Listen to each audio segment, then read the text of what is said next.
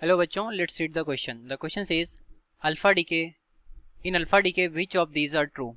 Statement 1, 4He2 is emitted. Statement 2, mass number of daughter nucleus decreases by 4. Statement 3, atomic number of daughter nucleus decreases by 2. Statement 4, 4He2 is electrically neutral. So यहाँ question में बोला है कि जब alpha decay होता है तो उसके लिए गिवन स्टेटमेंट में से कौन सा स्टेटमेंट हमारे ट्रू है वो हमें बताना है. तो सॉल्व करते हैं इस प्रॉब्लम को. नोट डाउन करते हैं पहले हम अपना की कॉन्सेप्ट.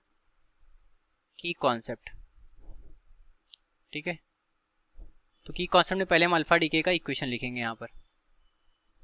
तो अल्फा डीके में बेसिकली हमारा हीलियम का न्यूक्लियस बनता है और इसकी इक्वेशन अगर हम लिखें, लेट करते हैं हमारा कोई एलिमेंट है एक्स, इसका एटॉमिक नंबर है, एटॉमिक मास है ए और एटॉमिक नंबर है जेड.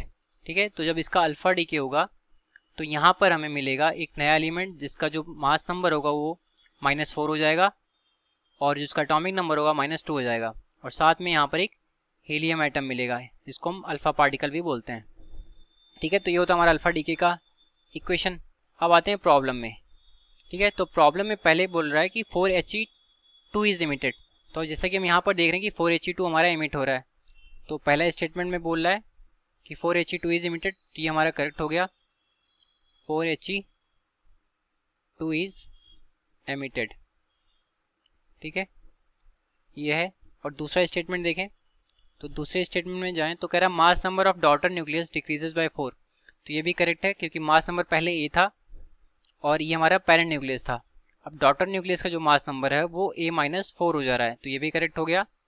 तीसरा देखें, बोल रहा है कि atomic number of daughter nucleus decreases by 4. तो ये भी करेक्ट है. पहले हमारा जो पेरेंट न्यूक्लियस था उसका एटॉमिक नंबर Z था, बाद में डिक्रीज होकर के ये Z-2 हो गया. ठीक है, तो ये भी करेक्ट है. और फोर्थ पार्ट में देखें तो यहाँ बोल रहा है कि 4He2 इज इलेक्ट्रिकली न्यूट्रल.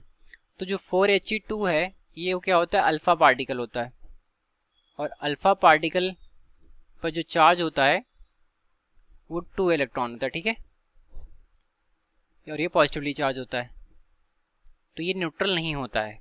तो इसके अकॉर्डिंग जो हमारा ये फोर्थ स्टेटमेंट है ये रॉन्ग है. ठीक है, तो अब हम आते हैं अपने सोल्यूशन पर जिसमें 1, 2 और 3 लिखा हुआ है, ये हमारा करेक्ट होगा. That is option number C.